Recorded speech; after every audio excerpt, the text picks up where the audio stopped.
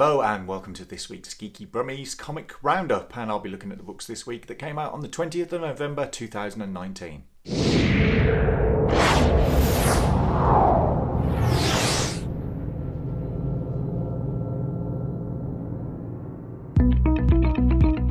was a bit of an odd week this week as I had two picks of the weeks. My first choice was Deadpool #1. This was by Kelly Thompson and artist Chris Bacalo, and the reason I've picked this title up from Marvel is because it features a certain British superhero I have a bit of a liking for, and that's Elsa Bloodstone.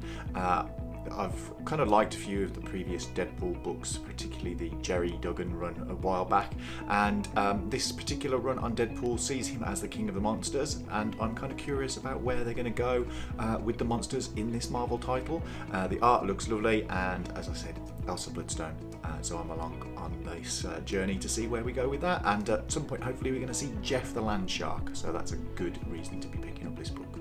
My second comic of the week was The Question: The Deaths of Vic Sage. This is from DC's Black Label, and this particular book is a three-part miniseries written by Jeff Lemire with art by the original 80s Question artist Denny Cowens, and with inks by the original cover artist on that book, Bill Sienkiewicz. Now this is a lovely looking book.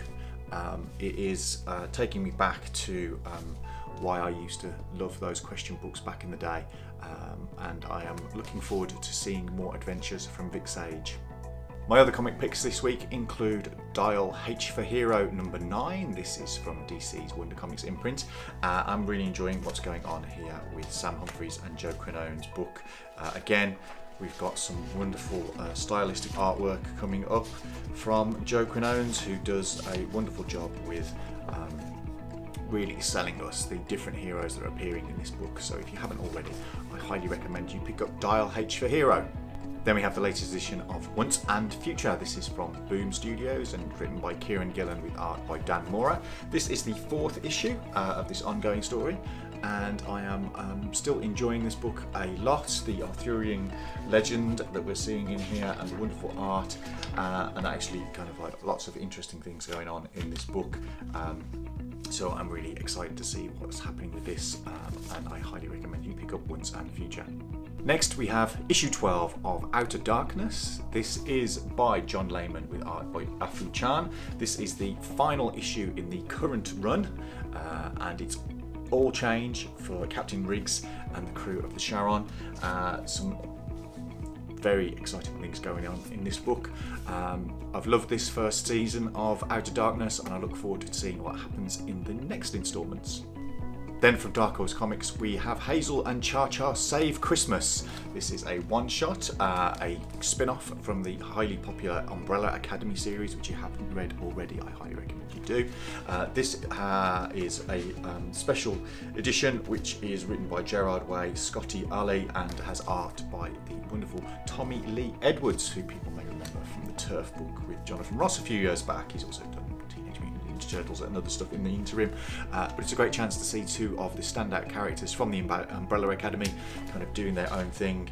And although it's not quite December yet, and I'm not really big on Christmas before we get to December, I would recommend you pick this up as soon as you can, because I think it'll be a sellout. Then again from Dark Horse we have Steeple #3. This is from the wonderful John Arlison, and again this is a beautiful looking book. Again, I have a bit of a kind of bias for it, as it's a British set book, but there's lots of interesting things going on in here. I do love its take on kind of English mysticism. English mysticism? There we go, let's get all of that out. And I think this is a book that everybody should be reading, so if you haven't already checked it out, do check out Steeple. And in keeping with the British theme, we have Excalibur #2 from Marvel. This is by Tinny Howard and Marcus Toe. And again, some interesting things going on in this book. More revelations and interesting things for us to find out. Betsy Braddock is kind of really settling in to the mantle of Captain Britain. Some really nice uniform designs there for this version of the Captain. And interesting stuff going on. Some revelations. I'll take that away, bit of a spoiler. But yeah, if you haven't already, I'm quite enjoying Excalibur, so do check it out. And finally this week I've got a bit of a late pickup. This is DCeased number 6 from DC. This is by Tom Taylor and Trevor Hairsine. This was the final issue of their run of their kind of like infected DC universe. Some incredibly interesting things going on in this. I really enjoyed this story as a one-off. Ends well, you know, kind of as you would probably expect a book of this type, but some really nice work going on here, some really nice artwork, and they handled the heroes involved in this story really well. So there's some good standout moments here in this issue from Oliver Queen, Green Arrow, one of my favourite characters, and it was a really good run. So you'll probably have to pick this up in hardback now, or trade as it comes out in a few weeks' time, I would hope, but definitely give it a try. Really interesting book. If you live in Birmingham, you can pick your comic books up from the wonderful Worlds Apart on Small Book Queensway. Just head upstairs and you will find there a huge array of new and old comic books.